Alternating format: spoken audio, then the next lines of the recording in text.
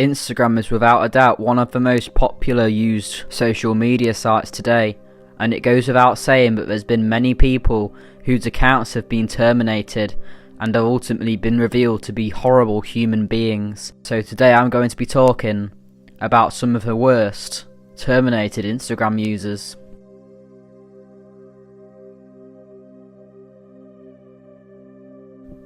Leighton Lafute, also known as DollyFlesh, was an active user on Instagram where he would post his clay animation and sculptures, which were almost always extreme in nature, often showing graphic content. Many people did wonder if there was something wrong with him due to the type of art that he created.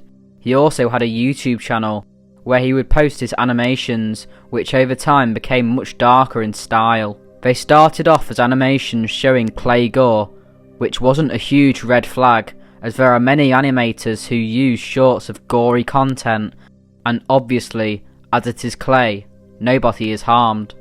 Many people probably just assumed that Leighton was your typical high school edgelord. He would leave social media for 2 years in 2017, before returning in 2019, where he uploaded a video of himself dancing with clay breasts, which I wouldn't recommend watching, as let's face it, nobody wants to see this weirdo with his shirt off. He would continue posting his clay artwork, which would take on a more sexual and violent theme.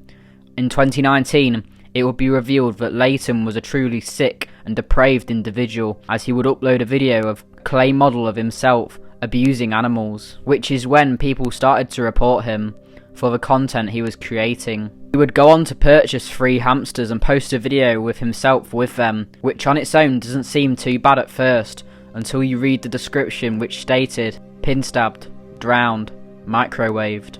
The next day he would upload a video where he brutally tortured and killed the hamsters.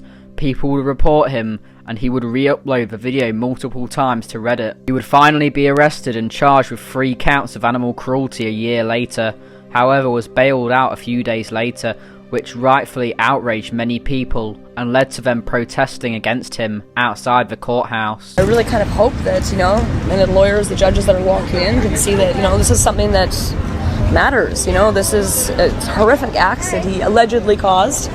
But, with the video proof and with his, the gruesome Instagram and media accounts that depict hundreds of images of claymation of rape, torture, murder, his kill kits online, him with claymation with him and a cat and a knife, it's one of those things that this is how you, people that start with animals don't usually stop there. Obviously, I can't say if that would happen for sure, but he obviously needs some psychiatric help, and, the justice system needs to step up, because, the lives of animals matter too, and keeping our community safe should be our priority. In August of 2021, he was given an 18-month conditional sentence after going on trial, where he would be banned from entering pet shops, was not allowed to use any form of social media, and must attend therapy. He hasn't been active for over a couple of years now, after his Instagram and YouTube accounts were terminated, which is honestly deserved, as he would do anything to get attention, even going as far to kill 3 defenseless animals.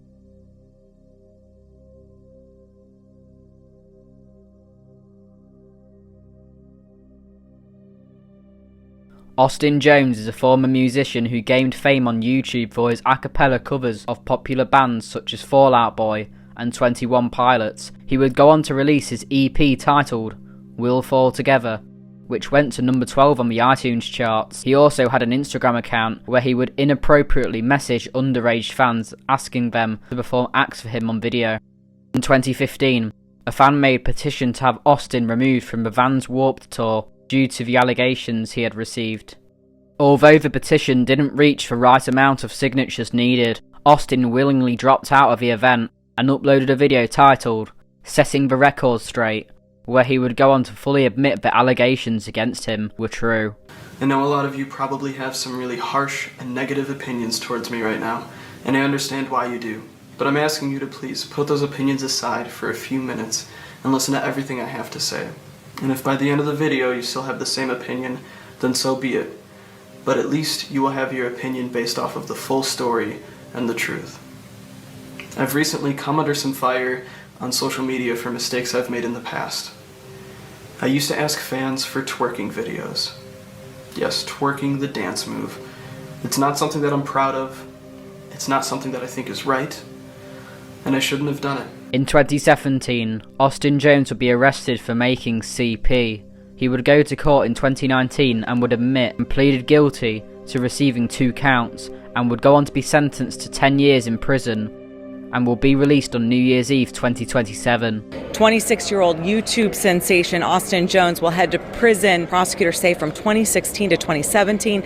He used his celebrity status to manipulate teenage girls who were fans of him. He had them send videos and photos to him, saying things like, "Prove you're my biggest fan."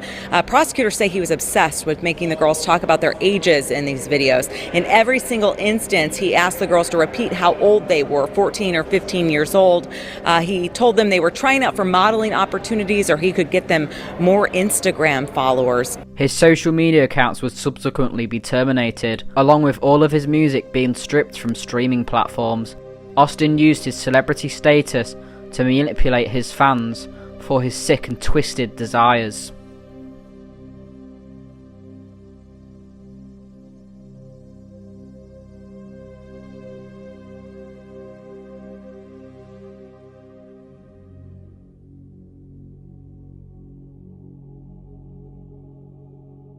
Alec McKinney is a 21-year-old transgender male who went by the name That Gay Kid Alex on Instagram and would be sentenced to life in prison after attacking the STEM high school with fellow student Devin Erickson on May 7th, 2019, which would ultimately lead to the death of student Kendrick Castillo and 8 others being injured.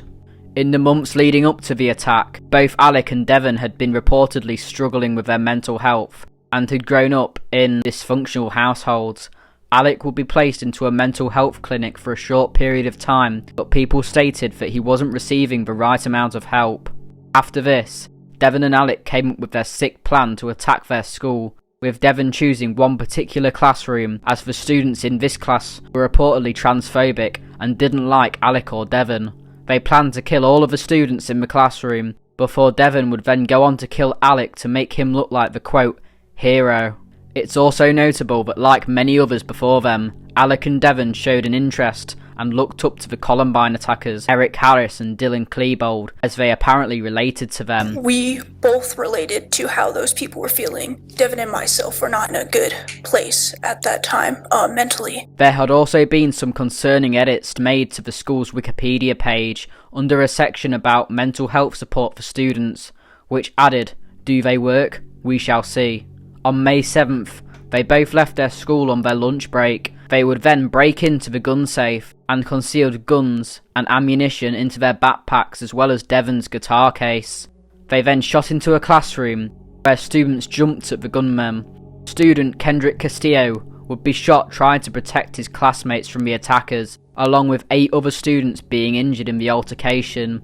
4 police would then arrive and arrest both Alec and Devin before their plan could fully go through. Scenes show a race to stop the shooters.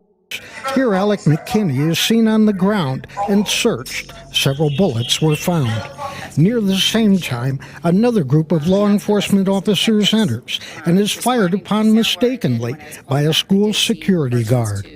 Meantime, Douglas County Sergeant Joe White was seen rescuing student Jerry Montoya, taking him out of the school. A video was played in court as a detective recorded a brief interview with Devin Erickson just after the took place. How many do you have? 2. There's two, yeah. Why? He was making me give him a bunch of stuff and then there's me. Okay. I was just supposed to watch it. Because there was only one who was going to let me live. When they both went to trial, Devin tried to claim that Alec forced him to commit his crimes. However, it was clear that they both equally had a part in the planning and execution of the attack. It was narrowed down to Devin disliking the classmates he had in that classroom and saying that that was the most ideal place to do it because that was where most kids he hated would be at the same time. I remember seeing him as well. How many times? I don't remember how many times. What did you see him doing with the gun? I saw him waving it back and forth. When you say waving it back and forth, is that like waving it back and forth like you're waving at somebody, or is he panning around the room aiming at students? From what I saw, he was panning out around the room aiming at students. That action what was happening from this defendant on that side of the room, was that consistent or inconsistent with what the two of you had spoken about in planning this attack? I think it was consistent. Was after everyone besides him and myself was dead in that classroom, he was going to then shoot me to make it look like he attempted to save everyone. And then ultimately he wanted to come off as the hero. I believe we share equal responsibility for everything that happened. Why? No one tried to stop anyone. No one forced anyone into this. We were both mutually agreeing. Devon would be found guilty of 46 counts and would receive a life sentence in prison, plus an extra 1,282.5 years to his sentence, meaning he will rot in a prison cell. He also showed no remorse for his actions. Alec, on the other hand, did show some remorse for his actions, apologising and being visibly upset. He would go on to say, quote, "To anyone who's thinking of committing a school shooting, get help now. The pain it causes to anyone who ever cared about you, to the innocent people, don't be a coward and hide behind a gun. Be brave and learn how to get help."